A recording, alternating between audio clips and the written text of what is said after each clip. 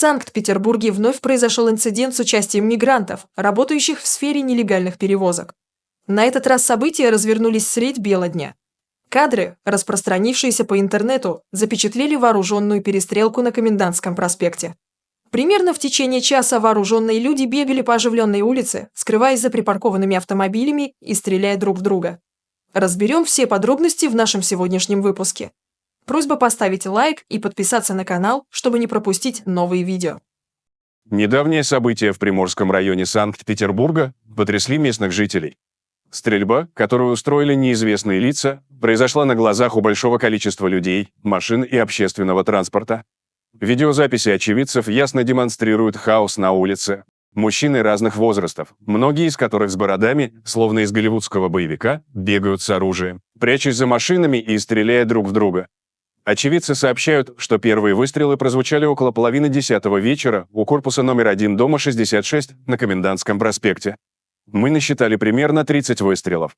Похоже, использовали травматическое оружие, была слышна стрельба очередями, отметили свидетели события. В социальных сетях быстро распространилась версия о том, что участниками перестрелки были таксисты. Вероятной причиной конфликта стало недоразумение из-за клиентов. Один из очевидцев рассказал журналистам, что инцидент произошел на конечной остановке такси, откуда пассажиры отправлялись к станции метро. Вмешательство чужих водителей могло спровоцировать конфликт между местными нелегальными перевозчиками. Эти бомбилы зарабатывают немалые суммы, по некоторым данным, дневная выручка может достигать 20 тысяч рублей. Выяснилось, что мигранты делили территорию для своих незаконных перевозок. Они занимаются доставкой жителей ЖК «Чистое небо» и других близлежащих домов до станции метро. Обычно они блокируют автобусную остановку и собирают пассажиров за 100 рублей с человека, отвозя их примерно за 5 километров до станции метро. Обратный маршрут от метро до жилых домов происходит аналогичным образом. Вечером в субботу кто-то посторонний попытался занять их территорию, что и привело к перестрелке. Самое удивительное заключается в том, что полиция прекрасно осведомлена о данном нелегальном бизнесе. Несмотря на неоднократные рейды и облавы, мигранты продолжают возвращаться на свои места и зарабатывать немалые деньги. Причем самое интересное, что сотрудники полиции к месту стрельбы не сильно торопились к моменту приезда правоохранителей, вдоволь набегавшись и настрелявшись. Стрелки покинули место происшествия. Как стало известно, автомобиль Hyundai, на котором уехали 4 вооруженных иностранцев, числится на международном сервисе перевозок и принадлежит петербургскому таксисту-мигранту Маликакбару Джафари Хусензаде. Прибывший на место наряд полиции сумел задержать лишь 3 мигрантов, которые предположительно участвовали в стрельбе на Комендантском проспекте. Позже правоохранители задержали еще 4 ее участников, которые скрылись на машине. Вместе с ними для проверки на соблюдение закона доставлены 15 подозреваемых соотечественников. На кадрах иностранные специалисты утверждают, что произошла чудовищная ошибка, и они вообще не понимают, за что их задержали, так как они всего лишь трудолюбивые таксисты и ни в каких перестрелках не участвовали.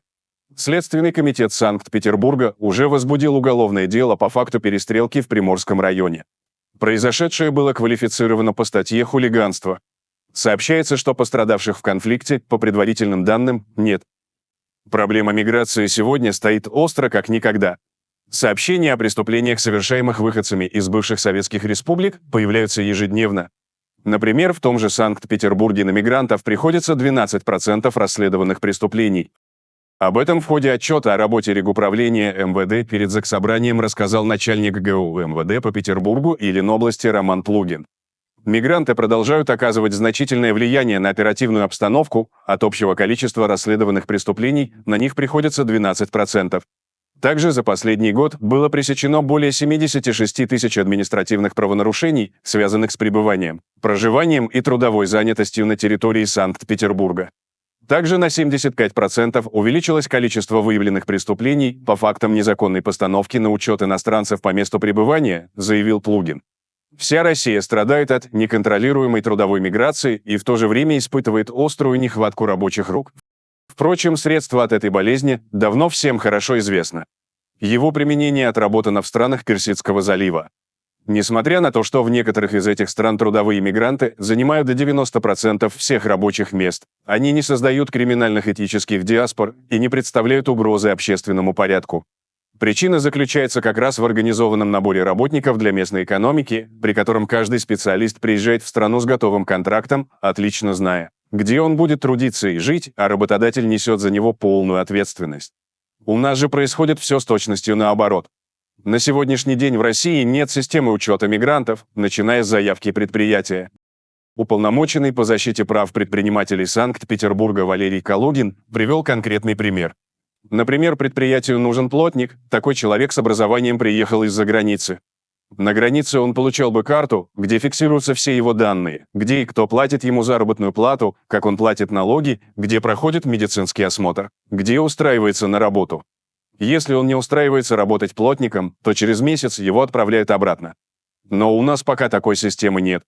Перестрелка таксистов в Петербурге наглядно показала, что худшие прогнозы сбываются, мигранты вооружаются, свободно разгуливают по улицам и делают, что хотят. А что по этому поводу думаете вы, уважаемые зрители? Делитесь своим мнением в комментариях и не забудьте подписаться на канал, если еще этого не сделали. Всем добра, всем пока!